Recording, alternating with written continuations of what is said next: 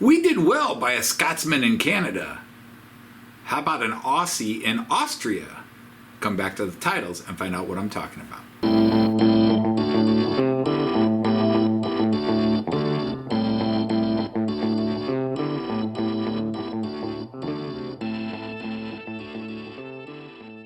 Hey everybody, Anthony Dodge, the Mental Train Outsider, the Miracle Outsider, a Knight of the Rhomboid Table, here with another Look What I Got video.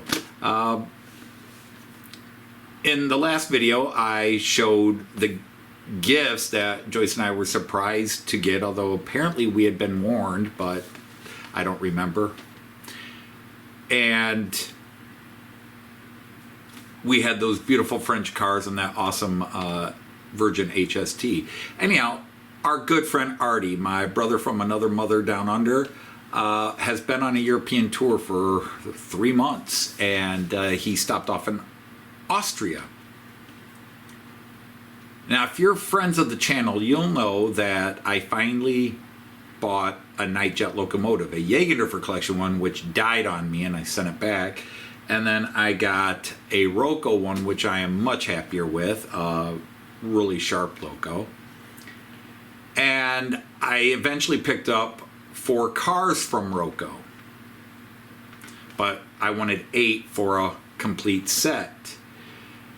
And they're pretty expensive, but one live stream, Arty was doing Wacky Weekend, and I was co-hosting, and he was in Innsbruck, and he was, you know, messing with me. Hey, Anthony, look what I got. And he showed me these RivaRossi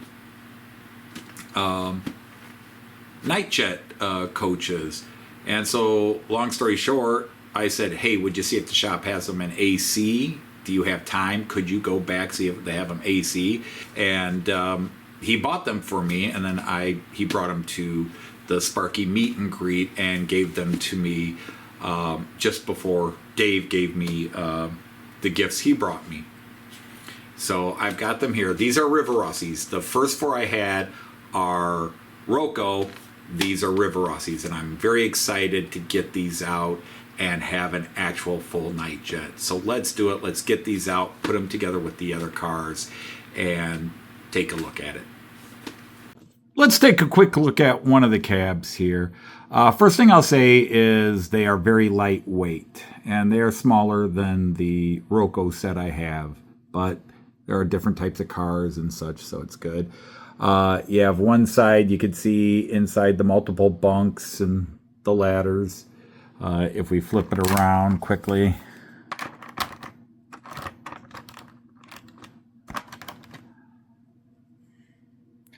you can see the corridor and the doorways in to each of the compartments. If we look at detailing, if I were to compare this detailing to the Roco in the door, the Roco is a little crisper, but overall very sharply done detailing. The stars do not have the bluish tints they have on the Roco, which matches the locomotive that I have to go with these, but there are different setups. There are the darker blue with just white stars, then there's the slightly lighter blue with white stars with bluish hazes around them, and there are some that don't have the starry night pattern, and over time they could be mixed and matched, I suppose, but at least it gives me a set of 8 cars. All right, so here are the RivaRossi coaches. They're all 4 the same type of car.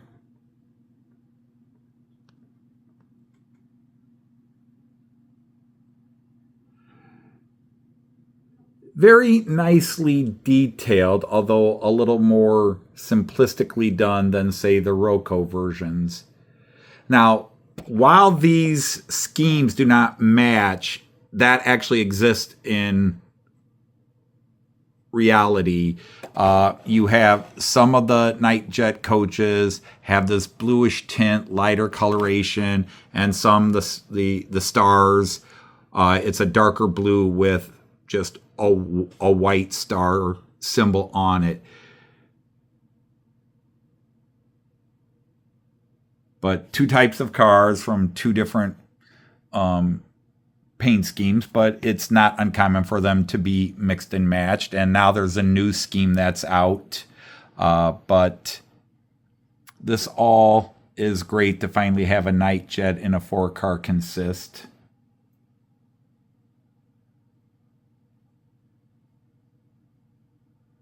So let's get this Nightjet all together and ready to go.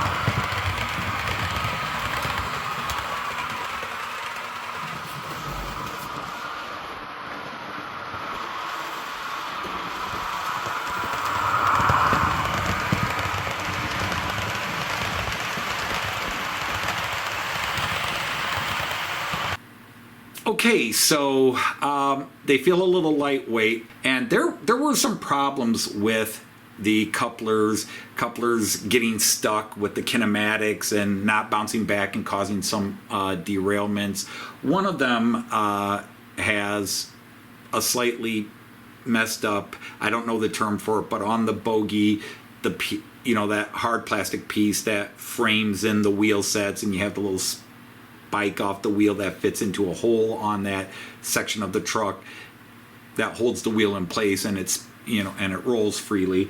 That plastic seems bent out a bit. I'm working on it, trying to push it back into place and hold it back into place. And but other than that, they're running pretty good. Once I replaced what I considered weak couplers, that with the kinematics on these RivaRossis really seemed to be problematic. And as soon as I replaced the couplers with the Michelin close couplers, most of those problems went away except for the one that has the bad. So definitely the coupler was the primary issue. I think this one would be fine if there wasn't that little bent piece of plastic. So overall, I'm very pleased with it. I think it's good. Arty, thank you for going to the effort of buying those. I don't want to sound overly critical of them.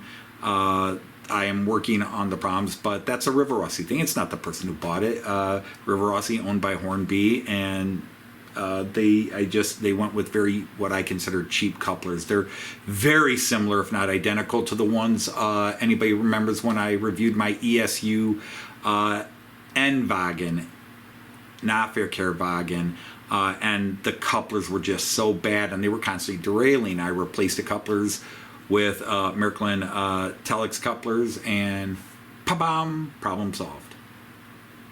Or Relics. I always forget which one's the Telex and which one's the Relics. But be that as it may, that's for a different video for you to correct me on. They're really sharp. It's wonderful to have an 8-car railjet running, so very excited for that. And if I can convince a couple of things to be more cooperative, it's going to be really awesome.